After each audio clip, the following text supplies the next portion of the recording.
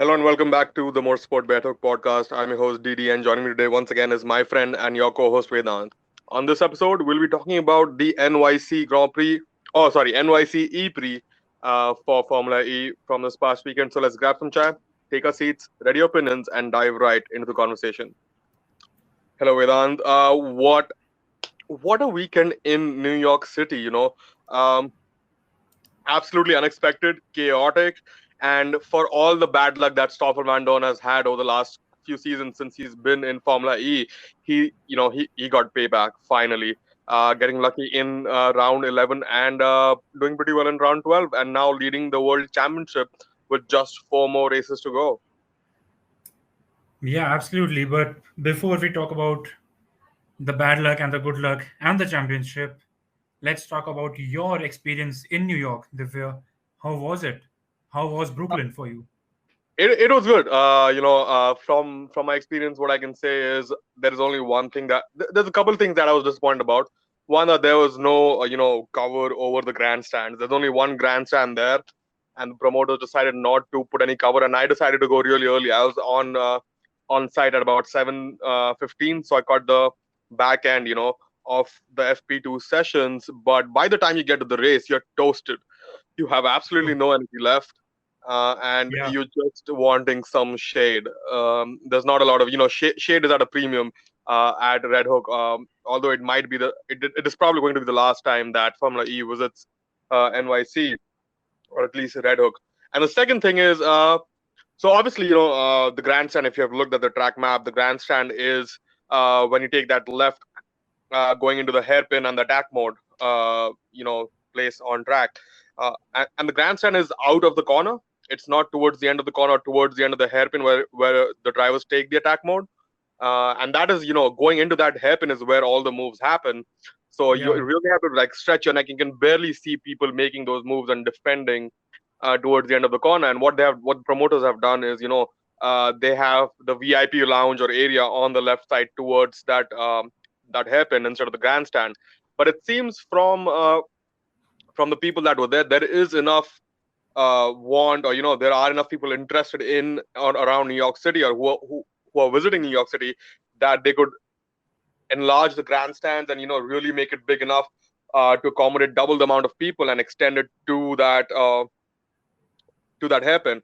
Because it was kind of disappointing to pay about $100 and not be able to see the moves actually happen, because they want to put the VIPs there, even though there's so much space around the track to do that. So hopefully, I'm guessing if there's a race that's going to happen in the US again, the promoters are going to be probably the same for the race. So I hope they take that into account. And it seemed the people who were there in at the Grand Prix were people who had either visited Miami earlier in the year, or had been introduced to F1 the year before and had visited Austin. There were also a few people who had been FE fans for a long time, and it was not their first time. But a large majority of the people who were there were people who had been introduced to F1 and now got into FE and wanted to come visit. And there were a lot of people, because the GA tickets were just $15. There were a lot of people who just stood there and watched all sessions, or at least the race, from a very small viewing area. So clearly, there's a lot of demand, and clearly, there are people from F1 coming into Formula E. So there isn't an excuse, at least in the US, for Formula E not to capitalize on that image that it has. yeah, very interesting. And I mean, talking about your last point about the audience coming from Formula One, just recently on Reddit itself, I saw a post where the poster said that I am new to Formula One, but I need to expand my horizons as well. And so he was, or they were looking for new motorsport to follow. So that's very interesting to see that it's not only Formula One but other motorsport as well. Formula E, and we might see the same thing happen in sports car racing, because the tickets for sports car racing are considerably cheaper than Formula One or Formula E, I suppose. But yeah, I guess the as you said, the grandstand not being at the prime location would have been, and not a great grandstand in terms of shade. And given that on Saturday when you were on track, it rained, so Yeah, shade it rained was twice. necessary. It rained during qualifying, so you got wet once, and then it Yeah, rained obviously during the race. You got wet twice, and then you dried up, and that is not fun. Obviously, it's fun to have a wet race, but it's not fun to have no shade. But yeah, I think most grandstands around most circuits don't have shade except like the main grandstand. But given that there is only one grandstand here, and I'm paying enough, I feel, for the promoters to have a little bit of shade, even if it's not rainproof. At least have a little bit of shade over the grandstand. It's quite weird because the grandstand is not on the front straight, but the GA viewing area, where people can stand, is on the front straight. However, the view is not that great because you have all those barricades, and yeah, uh, you don't have a clear view of it. But it's still a better view almost than sitting in the grandstand. But pros and cons. And $15, I feel like the event would have been worth it for $15. For $100, I'm not sure I got my money's worth. Yes, there were a couple more things going on there. There was the gaming arena, there was a fan shop, and there were a few other things going on. But it wasn't the best experience in terms of like if you ask me today, right, would you go back to New York City if the Formula E took place there next year? Even if I lived in New York City, I would probably say no. I'd rather just sit home and watch the race because the experience just wasn't enough in terms of not just like financially, like what I'm paying. I could just buy a $15 ticket and go there, which is pretty easy. But otherwise, it just didn't capture my imagination. And I'm sure different promoters across the globe do different things with the event, but this event needs a lot more in terms of what they're doing, and what they're bringing to the people who are there the entire day. yeah. Well, that's something to look into. But with Formula E probably changing location for the US event from next season, let's see where that goes. But Absolutely, yeah, absolutely. But definitely, thanks to Nick DeVries and Jake Dennis for the most parts. We did yeah, get to see some great moves into that hairpin from the grandstand. Barely so, but it was still very interesting and very thrilling, at least for the little bit. Obviously, we got denied the last 7-8 minutes of the race, especially in the rain, which could have been very interesting. But thankfully, everyone who got into that accident walked away. And now we can get into what happened this weekend on the racetrack. yeah. About that, Nick Cassidy, where did that performance? Where that and I mean, it was not just luck on Saturday on or anywhere or something like that. It was pure pace for him. For even on Sunday, he was on pole, but got a 30 place grid penalty, and then his Sunday was ruined. But had he started on pole on Sunday, he could have taken a double win. Absolutely, absolutely. Um, yeah, I mean, clearly, Nick Cassidy has been in the shadows of Robin Franz at least for the entirety of the season. We haven't really seen any consistently exceptional performances from him before, and it just took everyone by surprise. We all were there. We all were rooting for, and even people at home. We all were thinking about Jeff, Stoffel Van Dorn, Mortara, and uh, Mitch Evans, but. Mitch Evans, Uh, yeah. really broke through, and it was Nick Cassidy. So kudos to him. And it seemed Envision Racing had a great time in New York City. Even Robin Franz was up there and had a double podium on Saturday. Yeah, absolutely. So it, I mean, it was great to see Nick Cassidy finally breaking through, and let's see where that goes with the Envision car because we have seen potential in both of them and in the team itself. So let's see where that goes. But let's talk about the championship contenders now. Well. Before we move on to the championship Yeah, contender, I need to address the fact of what happened on Saturday. We yeah, had right, right. uh, three of the four leaders of the race make a huge mistake, crash, not crash the car to bring out the red flags, and then win the race. Now, a lot of fans have obviously um, come up and said, how is that? Why is that even allowed? Now, this is a rule that has been there for a very very long time, and I think we need to understand why this rule was there in the first place.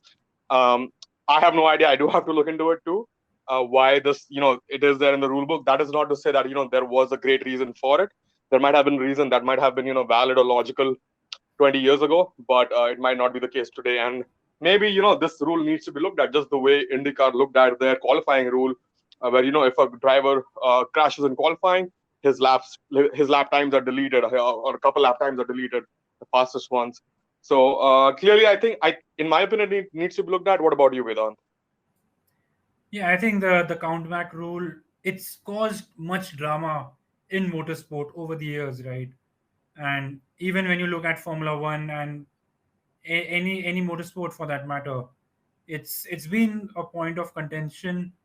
And yeah, I guess, I mean, it's worth looking at if the results are uh, much, if the results vary too much from what could have been.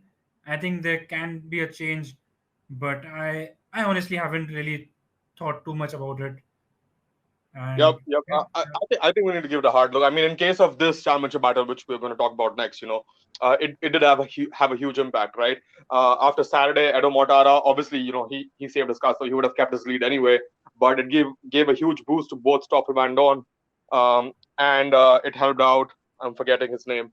Um, I think. So yeah, it really just helped out Stoffel Van Don, I guess. yeah, I was only Stoffel. Yeah, I was thinking Exactly. about Edo Mortara, but again, Edo Mortara obviously recovered his car, and he didn't total his car. He was still, his car was still working, and he was in second place after the shunts. But yeah, it helped out South Bandon a lot. And then on Sunday, South Bandon was able to take the lead of the championship. So clearly, things would have been a little bit different had the countback rule not been there, and we would have had Edo Mortara, uh, who would have had a commanding lead in the championship today. Yeah, absolutely. I mean, Edo was in the lead before New York, and with Stoffel's P4 and P2 in both the races, and Edo scoring just 5 points across the two events, in which include two fastest laps. So really, his race results were not that great, I suppose. So yeah, that could have, and Edo, as you said, would have been second after that shunt on Saturday. So that could have changed a lot of things, and it could have changed a lot of things for, I guess, Jean-Eric Vaughan also, because he probably could have scored some points if I'm not wrong, or was he in the shunt? I think he wasn't. Johnny Rowan was at the back of the grid. He had a lap one incident, I believe, and Oh, he was right. trailing the Yes, back. Yeah, yeah, and then he DNF'd in the second race. yeah, So a miserable weekend to forget for John. yeah. Which is great because if you look back at the season, yes, John Erkwon didn't have a win, but he has been the most consistent performer this year, uh, in terms of points across all races. And John Eric won, going into the weekend, for the last 3 rounds, John Eric won was on the top of my list for, the championship winner. And I was like, man, this guy is on fire. All he needs to do is maybe a win to add to that, title fight, and he is going to be the champion. But after New York, the tables have turned completely, and John Eric Owen is nowhere near where he needs to be, to fight for the championship. But again, like we've seen in Formula 8 before, people can just DNF over and over again, and the tables can turn within seconds.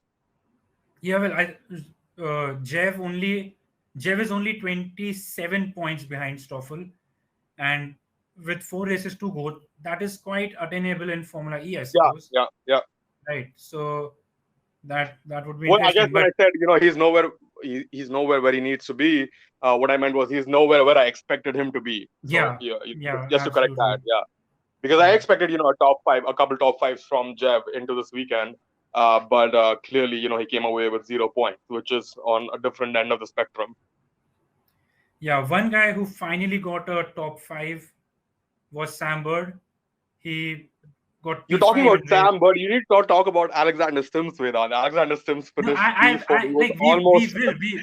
we will. I was just making a segue for top five or something like that. But yeah, Sam Bird finally getting that top five, and we hope he gets a win, because that Yeah, would this mean season that has he will been very difficult for Sam Bird. maintain his record of winning in every season. But before we talk about Alexander Sims, uh, even though Jeff didn't get a win, but our sorry, Antonio Felix de Costa got his first win of the season and first win for DS Techita. So that was a good result for him. But yes, Alexander Sims. What do you have to say, Divya? I was ecstatic. I didn't meet Alexander Sims on Saturday. I am the proud owner of a piece of paper signed by Alexander Sims, which is going to be in a folder that I don't look after, and it's probably going to perish over the next 5-10 years. But I am a proud owner of that piece of paper. However, it's always great to see Mahindra fight for the podium places. We've talked about this over and over again. I did see Dilbagh Gill momentarily on Saturday when I was in the I was not in the paddock. I mean in the E Village or E Arena, whatever you call it. Yeah. And it was kind of disappointing on Saturday because they did start well, but they just couldn't finish high up in the points. But yeah, on Sunday, I wish I would have been there. And when the autograph signing session was going on, I was just standing there with in front of the Mahindra drivers, just basically just there looking at them, almost gawking at them for like 30 minutes straight. So it's good to see Yeah. that Alexander Sims did, and especially Alexander Sims is leaving Formula E, so it would have been great to see him on the podium with Mahindra. But nonetheless, I think uh, it, it, it's good to have won the bag, I guess. Yeah, I mean, absolutely. I think it was it's the weekend, it's the race weekend after he finally came out and said, like, I'll be leaving Formula E. It's not for me, and I'll focus on sports car racing, which he's really good at. But to finally get that result in the Mahindra is great. And I mean, on Saturday, I thought that Sims maybe got lucky because he was in Group One during qualifying and he Yep, got the yep. laps in, and the Group Two drivers, like, sorry, he was in Group Two but he got his lap in the beginning, Yeah, and yeah, the that's right. drivers who got the laps towards the middle couldn't beat him. But they clearly had pace. They clearly had pace, as we saw on Sunday. And a P4 for Alexander Sims means that he has jumped his teammate Oliver Rowland in the championship. Roland was on 11 points. He's still on 11 points. But Sims was on 2 points, and he's now on 14. So that's a big, big Yeah. jump for Alexander Sims. And we Uh, did not see a lot of Oliver Rowland this weekend, which is kind of strange because even though he's not scoring a lot of points, he's always in the fight for the top, he's always for making some crazy P9 and moves. P10, right? And he's Yeah. always making some moves. Exactly. Exactly. Uh, Yeah, and it's kind of sad to see Mahindra, showing pace so late in the season, and especially when there isn't a Gen 2 car next year. You have new cars basically next season, and that's kind of disappointing. You always want Mahindra to be in the fight, but it's just not going to be the case. Hopefully, they can carry over the speed into Gen 3, and we'll have them in the title fight, or at least up there, in the top five in the teams championship. Yeah, absolutely. But yeah, But how many I drivers mean, have we seen? How many drivers have we seen? They say, I'm leaving the sport. I'm going somewhere else. I just don't want to be here. And then they have the best performances over the next few races as the season comes to yeah, a close. That is just the case with Alexander Sims, it seems. yeah, absolutely. I mean, it's great. It's actually great to see Alexander Sims. I mean, when you have a weekend like that, you're happy for the driver, but obviously the driver himself is very, very happy. And after the couple of seasons he has had, I think this performance would give him a lot of boost to finish off the season on a high and just complete the job for Mahindra for Gen 2. Absolutely, absolutely. Yeah, he just got caught napping. Otherwise, he would have been on the podium, and that would have Yeah, been really. exactly. But Exactly. regardless, yeah, that's not what the championship fight. To wrap up this podcast, Vedant, unless there's something else you want to talk about, but it is Well, still very much on. yeah, absolutely. I mean, Stoffel Van Dorn is leading with 155 points after a brilliant 30-point haul in New York. Edo Motar is second with 144 points, only 11 points behind. And then we have Mitch Evans, who has jumped John Eric Verne because Mitch Evans got the podium in race 2 in New York. He is just, what, 5 points behind Edo Motara? And then Jean Eric Verne is on 128 points, 11 points behind Mitch Evans. So I think Jeff has a lot of climbing to do, a huge mountain to climb. Yeah, even though Jeff is, P4 in the championship and what 27 points behind, he can very well claw back all those points in the four races to come. And he is a two-time Formula E champion. And yeah, it would be He's crazy to the see only that happen. two-time champion. The only two-time champion, exactly. And obviously, Stoffel and Edo and Mitch Evans are fighting for the first championship. So it would be an all-out battle. I think Jeff is fighting for his to reign supreme in Formula E. He was the hero of Formula E for 2 seasons, and somehow he fell behind a lot. So he just wants to come back in and be the top driver, top dog in Formula E once again. But I don't think Jeff will be satisfied to win the championship without having a win in the bank.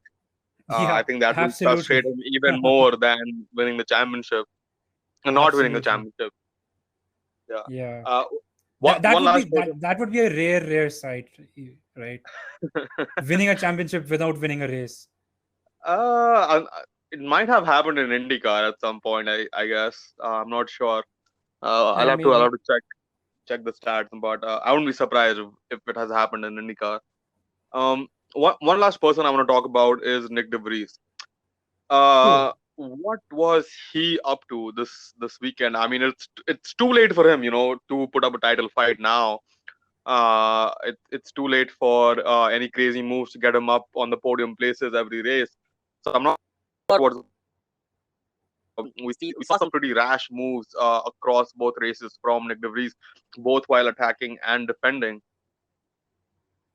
yeah. I mean, it was strange to see whatever Nick was saying. Sorry, Uh, Nick was doing. Sorry. But I think it is one of the more mediocre title defenses we have seen in motorsport, and especially when your teammate is fighting for the championship. It's not like his machinery is below par or anything. His teammate is fighting for the championship, and he has just botched his opportunities, I believe. And he has had his bit of uh, bad luck, I guess, but he hasn't been the championship contender he was last season, championship winner he was last season. Yeah, and there was a time. I don't know how the bandwagon, that was that the bandwagon behind Nick DeVries that was there last year at the end of last season, saying that Nick DeVries should be in Formula One. I wonder how they feel about Nick DeVries now, given that he's nowhere near the championship fight. Uh, but talking about different bandwagons, Dan Ticktum finally had a decent result. Obviously, no points this weekend, but a P12 in what was a pretty good drive in that new 333 car. Uh, you know, um, so hats off to him. We haven't seen such a performance from Oliver Askew, Antonio Giovinazzi, or even Oliver Turvey really yet this season. Yeah, absolutely. I mean, Oliver Turvey has finished P11 and 12 on some occasions, and obviously he has 6 points to his name.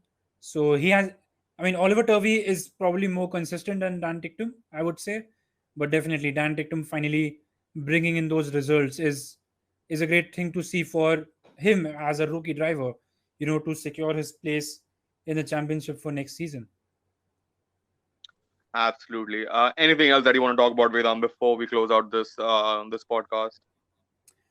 Well, not I don't have anything more to add, but yeah, as I said, it's going to be a brilliant 2 weekends of Formula E action in Seoul and in London, when four drivers from four different teams go against each other to take the title. For sure, for sure. One last thing that I want to say before we wrap this up is that so you know how on TV the Mahindra car uh, the Mahindra Red doesn't exactly pop on TV, and it seems a little bit similar to the Avalanche Andretti and the Porsche Red, I believe. Nissan. Uh, yeah, sorry, the Nissan Red. Yeah, Yeah. but on track, that's not the case. The Mahindra is not red at all on track. It's that bright neon orangish red hue, that sunset hue kind of thing, kind of color. Yeah. And Right, in my right. opinion, I'm not biased, but in my opinion, and you can spot the Mahindra from very far away because it pops so brilliantly in the sun. But in my opinion, the Mahindra is the best looking car on the grid at the moment. It's a simple livery, but it really works for me. I was there from I was there on Saturday, and I I tried convincing myself that it was not the case, that there were better liveries on the grid. But when you're not Yeah. like on TV, it's not that great for sure. But when you're in person, oh my god, it's just fabulous. But yeah, with that, we can wrap up this podcast. Thank you, Vedant, for joining me once again. It's been a pleasure talking Formula E with you. And as always, we'll catch you on the next one.